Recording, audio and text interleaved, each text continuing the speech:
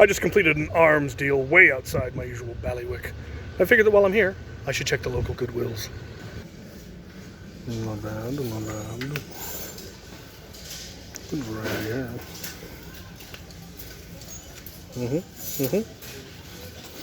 And then the second Goodwill here in the Tri-Cities, we have a ubiquitous Maverick, a Bell, Fortnite that I haven't seen before. One of those. Some of those. Some good rival.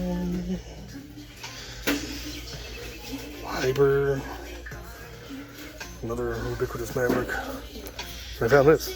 Some random place in the store. There's just Nerfs strewn about this place. Haven't found the magazine yet. I'm going to keep looking. Hoping I can find the magazine. And I may dig through here a bit more. Good stuff. Right. Up first, we're going to take a look at the Goodwill loot, and then I will go into what sort of an arms deal would be worth driving 4 hours out into the Washington Desert and 4 hours back, and it's going to be neat. But let's take a look at the Goodwill loot. Now, the day before I went on this this adventure, someone had reached out to me and asked if I could find a Matrix Fire, because they're no longer available to, from Walmart.com. And I said, well, I can keep an eye out the next time I go to Goodwilling. I know I've seen a few, but I've passed them up because I already had two and I didn't need any more. And that very first Goodwill, sure enough, Matrix Fire. So that's taken care of. And then at the next one, I think I got both of these at the next one. Not even in the toy section. I found this in the furniture section. I found a rival Challenger, I think it is. Could not find the mag. I looked, could not find the mag anywhere. But I also found a Hot Shock that someone has removed the AR from.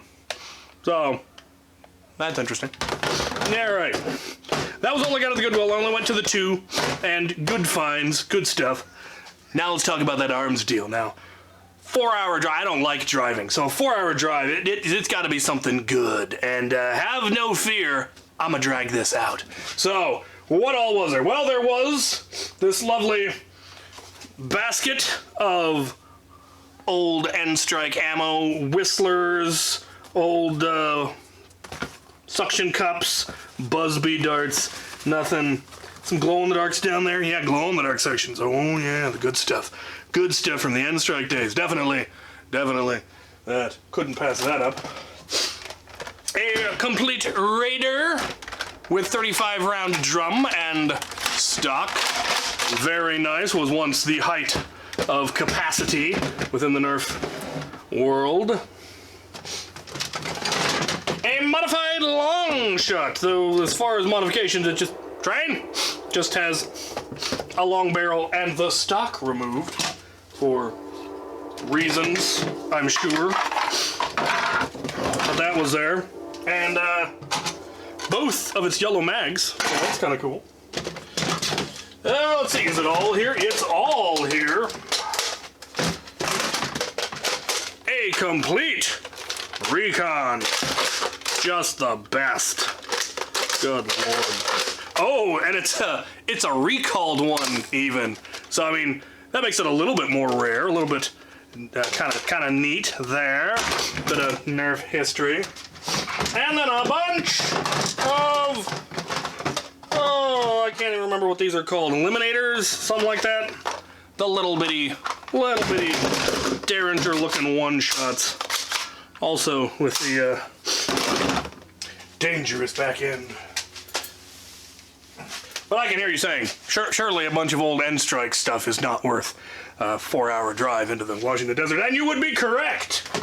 There was also a Titan with rocket, missing head. Luckily, they had the head, so that's a 5-minute job with some rubber cement. Easy to fix. But even a Titan with rocket is surely not worth a 4 hour drive into the Washington Desert.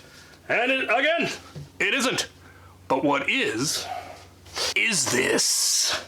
This is the bonsai, or at least that's what it says. It's probably manufacturer, maybe. And it may look very familiar to something I recently acquired, and that is